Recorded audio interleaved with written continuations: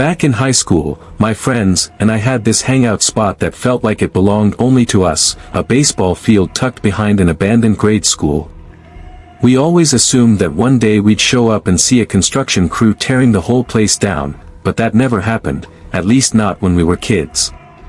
We figured our town was just too damn poor for that, which was probably true, though it's not like the place was prime real estate anyway. It sat right on the edge of the woods, far from everything else, basically in the middle of nowhere like the rest of our town. We loved going there because no one else ever bothered with it. Sure, people would break into the school sometimes to spray some graffiti, and once in a while the cops would show up, but they never went anywhere near the baseball field.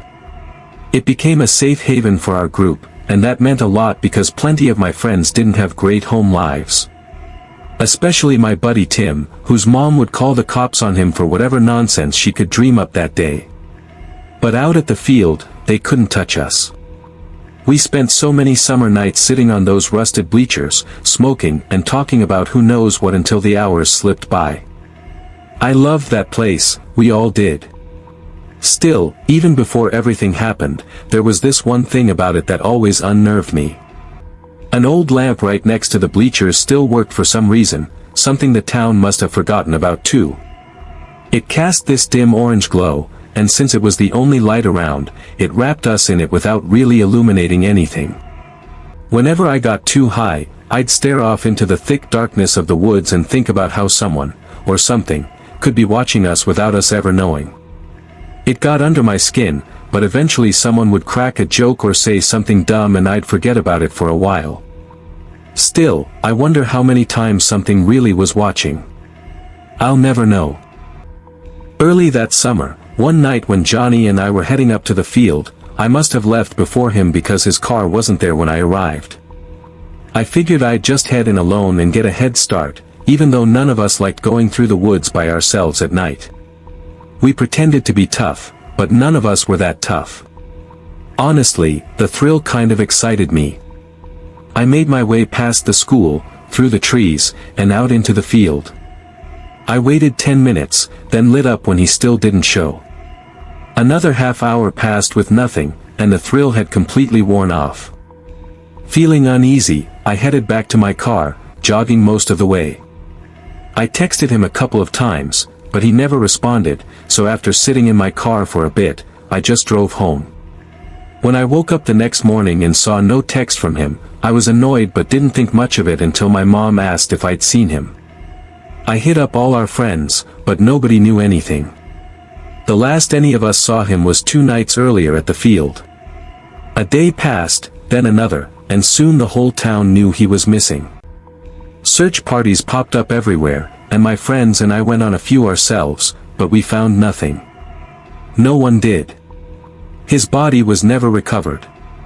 Back then, I tried to convince myself he'd just run off. He was adventurous, always talking about seeing the world and how the town made him feel trapped.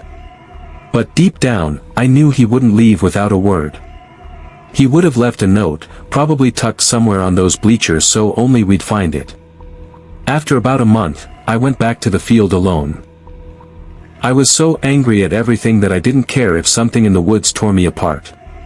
But as soon as I stepped out of the trees, I saw people sitting on the bleachers.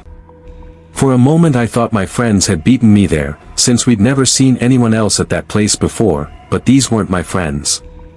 I'd never seen them in my life. 3 of them were sitting perfectly still, like statues, but they weren't the ones who terrified me. The 4th was dancing, skipping around with this unsettling happiness that felt anything but normal. At the time, I assumed he was high on something like Molly, but now I think he was just a full-blown psycho. Worst of all, something about him felt familiar. I couldn't place it, like recognizing someone from a dream where the details are blurred. I knew I'd seen him before but had no idea where. It was too strange, too wrong, and I tried to slip away without drawing attention. I don't think they followed me. When I reached my car, instinct told me to speed off, but instead I circled around the school parking lot. In the back corner, I saw a car I recognized instantly. It was the same model Johnny drove, but before I could be sure, its lights flipped on. I reversed hard and got the hell out of there. For the rest of the summer, I couldn't get those people out of my head. I told my friends, and while they agreed it was weird, none of them seemed worried.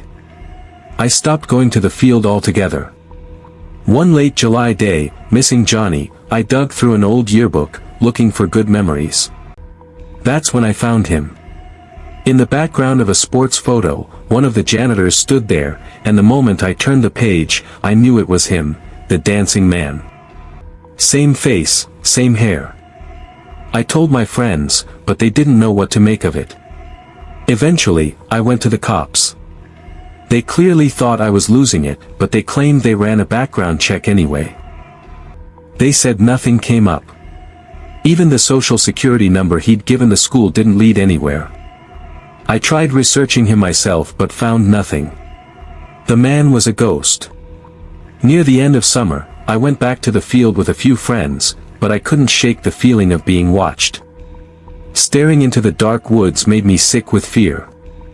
I wanted that old comfort back, but I knew it was gone for good. When I walked away that night, I knew it was for the last time. Not long after, early one morning at Dunkin' Donuts, I saw him again, the dancing man, the janitor. I thought my tired mind was messing with me, but the longer I watched, the more certain I became. Then he noticed me and smiled before hurrying out. I followed him, but one of his buddies was waiting at the curb. He jumped in the car and they sped off, but what I saw next chilled me deeper than anything before, the license plate. It was Johnny's. I recognized it instantly, 4-pack 207. It was the same car I'd seen a month earlier. That's when everything clicked. It had been Johnny's car all along. They'd repainted it, and I should have noticed. I still beat myself up for missing it. I never saw the man again, or the car. Now it's all just a memory, one I wish I could erase. Rest in peace, Johnny.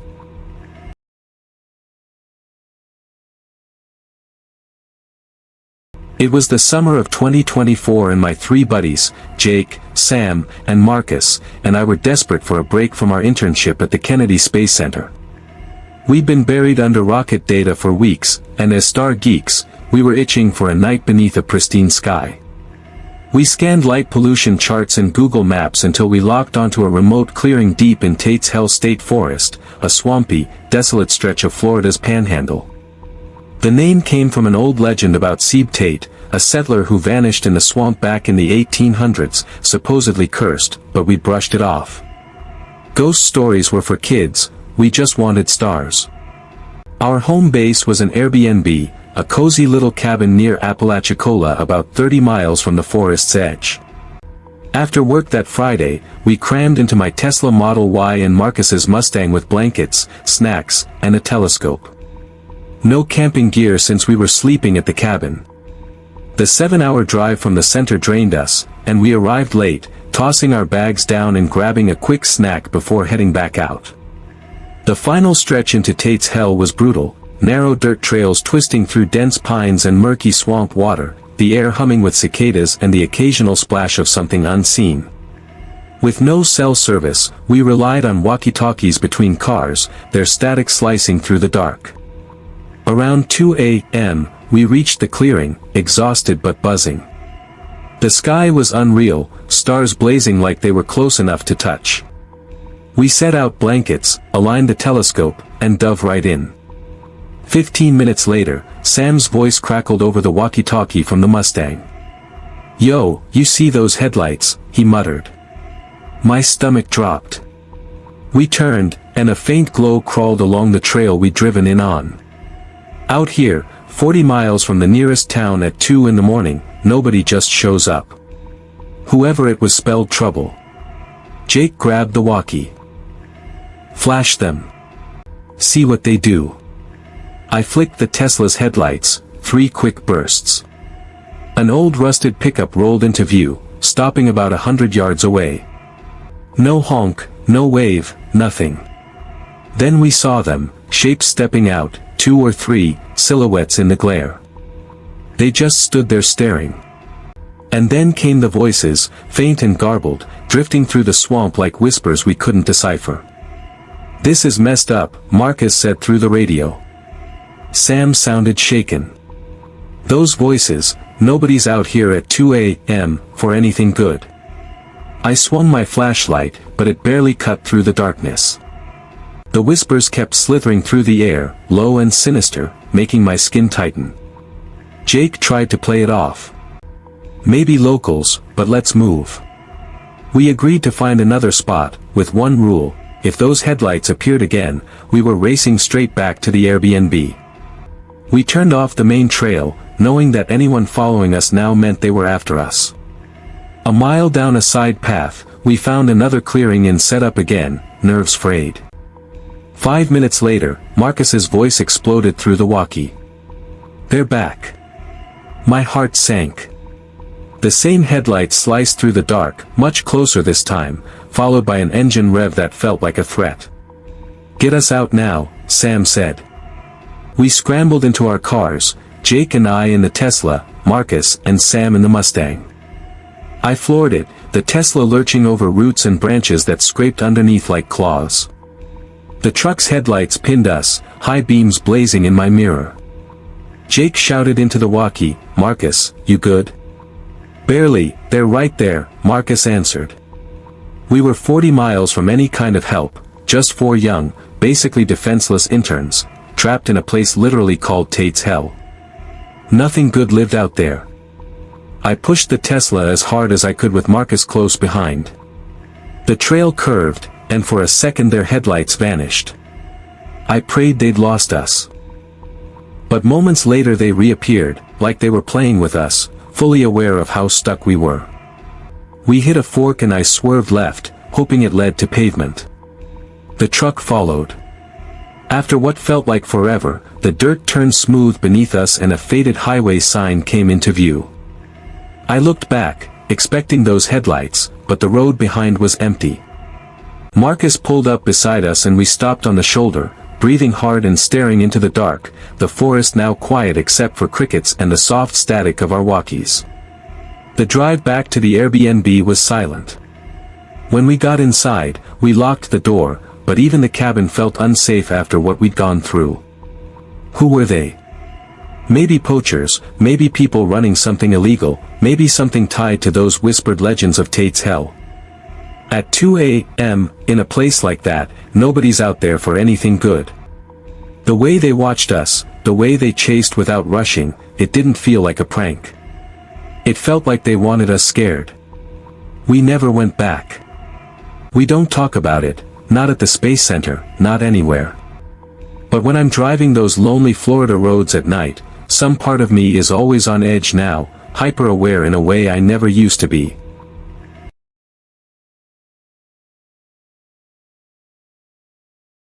In December 2023, I took a 3-week vacation to Japan. My family owns a hotel near the small mountain town of Kaga Onsen in western Japan, a large traditional inn, or ryokan, built into the hillside beside the Daishoji River. The land around it has been inhabited for at least 2,000 years and is considered sacred. My father once told me that during construction, the builders uncovered some ancient stone blocks and pillars, remnants of a shrine dating back to around the 9th century. I hadn't stayed at the hotel in over 15 years, so I was eager to relive the experience, and since I've always loved exploring, and remembered my father's story, I decided I'd go off-trail in the forest below the hotel to see if I could find any traces of those old ruins. After arriving in Kanazawa, I rented a car and drove to the hotel through heavy snowfall and terrible traffic.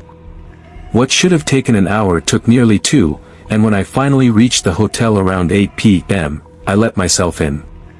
The place was basically empty in December and tourists rarely came to that region in winter. There were no staff at all, leaving me as the only person in the building. The solitude felt surreal, being alone in such a large place in the middle of nowhere. I grabbed one of the keys behind the counter, let myself into a suite, and slept there for the night. The next morning, I headed into the forest below the hotel. The snow was deep, nearly up to my ankles, and trudging down uneven terrain in boots was miserable. I must have walked far enough to lose my sense of direction. My phone had no signal, and after about an hour of wandering, I realized I didn't know where I was. Trees surrounded me in every direction, and ahead stood a large hill. I figured climbing it might give me a view of something recognizable. The ascent was rough, steep and rocky, but off to the left I spotted what looked like a faint path. I made my way toward it. It was a dirt trail winding toward the summit, overgrown with dead branches but still navigable. Eventually, though, it simply ended. While scanning the area, I noticed a small opening in the hillside about 5 meters above the path, mostly hidden by vegetation. I climbed up and found the entrance to a small cave. Mud had washed partly into it, but it was big enough to crawl through. I had a small flashlight and shined it inside. There was a little alcove ahead with another opening to the left. As soon as I stepped in, a strange smell hit me, like the scent of large animals at a zoo. The alcove was empty except for a rectangular stone block placed right in the center. Moving farther inside, I entered a larger stone chamber with 2 branching tunnels, though I didn't explore them. On the far side was another rectangular stone block, hollow, and inside it were human bones. Surrounding them were a long piece of steel and old bronze coins with square holes in their centers. I froze, stunned and horrified. Without thinking, I picked up one of the coins. Before I could study it, a loud crash echoed from one of the side tunnels. I whipped my flashlight toward the sound. The animalistic smell intensified, almost choking, and for some reason I grabbed the long steel piece from the stone block, holding it like a weapon. Under the flashlight beam I could tell it was the rusted remains of a long blade. I began backing toward the entrance. The smell shifted. Beneath the stench I caught a faint scent of smoke. Then I heard a rhythmic thumping deep in the tunnel, like someone beating a drum. That was when I broke. I sprinted out of the cave. As I fled, it felt like the entire hillside trembled. I leapt out of the entrance and tumbled down the snowy slope, losing the blade in the process, but I didn't dare stop to retrieve it. I barreled downhill through branches and dead brush until I heard the distant sound of a car. Soon I stumbled onto a roadside and collapsed in relief. I managed to flag down a passing driver, and though he hesitated at first, he let me in when he saw how panicked I was. After talking with him, I learned I was nearly 4 miles from the hotel. When I finally returned, I rushed to my room, packed everything, and drove back to Kanazawa to stay the night. I didn't feel safe being the only person in that hotel anymore. But there was a follow-up. In February, when the hotel was open again, my father texted me. Someone had broken in through a first-floor window. Nothing was taken or damaged except for the door to my room, which had been smashed wide open with something heavy and metal. I don't know if it's connected to what I found, but I'm never staying in that hotel again.